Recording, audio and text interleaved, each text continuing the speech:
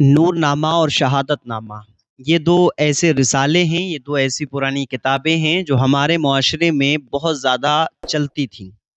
اور اس وقت بھی بہت زیادہ اس کے اوپر لوگ عمل کرتے ہوئے نظر آتے ہیں۔ آپ نے پہلے سنا ہوگا کہ نور نامہ گھروں کے اندر چند عورتیں مل کر بیٹھ کر کے پڑھتی تھیں، سنتی تھیں، اور نور نامے کے اندر کیا ہوتا تھا؟ نور نامے کے اندر کہانیاں ہیں، نور نامے کے اندر کچھ واقعات ہیں، اور اسی طریقے سے شہادت نامے کے اندر کربلا کے واقعات ہیں، کربلا کی تاریخ کے حوالے سے کچھ واقعات ہیں۔ تو عورتوں کے اندر یہ چلن تھا، اور ابھی بھی ہے، کہ چند عورتیں جمع ہوتی ہیں اور اسپیشلی ان کو دعوت دی جاتی ہے کہ آج ہمارے گھر پہ یا ہمارے مکان پر نور نامے کی کہانی پڑھی جائے گی، اور خود بھی اس کو کہتی ہیں کہ 10 بیبیوں کی کہانی یا نور نامے کی کہانی یا نور نامہ، شہادت نامہ، یہ تمام چیزیں جو ہے پڑھنے کا اہتمام ہوتا ہے، عورتیں جمع ہوتی ہیں اور پھر جو ہے اس کو غور و فکر کرتی ہیں، سنتی ہیں، اور پھر پڑھنے کے بعد کئی دن چرچا میں وہ بات رہتی ہے کہ کیسے کیسے واقعات جو ہے اس کے اندر موجود ہیں۔ موضوع یہ ہے کہ نور نامہ یا شہادت نامہ یا 10 بیبیوں کی کہانی پڑھنا یہ جائز ہے یا نہیں، اور کیا جو لوگ یہ پڑھتے ہیں ان کو ثواب ملتا ہے یا گناہ ملتا ہے، کیا ان کو پڑھنا چاہیے یا نہیں پڑھنا چاہیے؟ تو ایک چیز یہ سمجھ لیجئے کہ یہ جتنی بھی کتابیں ہیں، رسالے، نور نامہ ہو جائے، چاہے وہ شہادت نامہ ہو، چاہے وہ 10 بیبیوں کی کہانی ہو،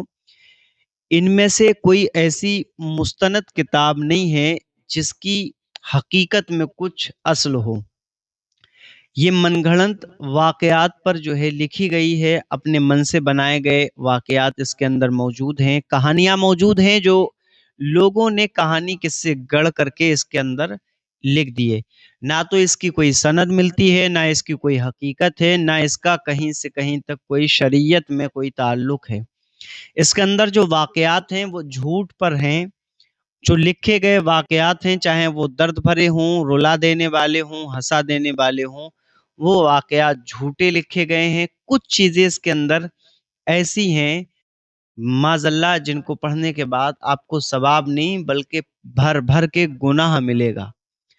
تو مسلمانوں کو نور نامہ اور شہادت نامہ ان سے بچنا چاہیے۔ اگر امام حسین رضی اللہ تعالی عنہ کی مبارک زندگی اور آپ کی تاریخ پڑھنا چاہتے ہیں آپ، تو علماء اہل سنت کی مستند کتابیں جو ہیں ان سے آپ تاریخ پڑھیں، امام حسین کا بچپن پڑھیں، امام حسین کی کربلا کی تاریخ پڑھیں، امام حسین کے واقعات کو پڑھیں، لیکن مستند اور ایسی کتابوں سے پڑھیں جو حقیقت میں جن کی سچائی ہے اور جو واقعات حق اور سچ پر لکھے گئے ہیں ان کو پڑھیں۔ 10 بیبیوں کی کہانی یہ بھی بہت زیادہ عورتوں میں رائج ہے، اسپیشلی طور پہ اس کا اہتمام کر کے جمع ہو کر کے پڑھا جاتا ہے، اس سے بھی بچنا چاہیے۔ یہ محض گمراہی ہے، اور لا علمی کی بنیاد پر دین کی کمی ہونے کی وجہ سے، علم دین نہ ہونے کی وجہ سے ایسی قصے کہانیوں کے رسالے ہم پڑھتے ہوئے نظر آتے ہیں۔ انہیں پڑھنے سے ثواب نہیں بلکہ گناہ ملے گا، اور مسلمانوں کو اس سے بچنا چاہیے اور دوسروں کو بھی روکنا چاہیے۔ واللہ تعالی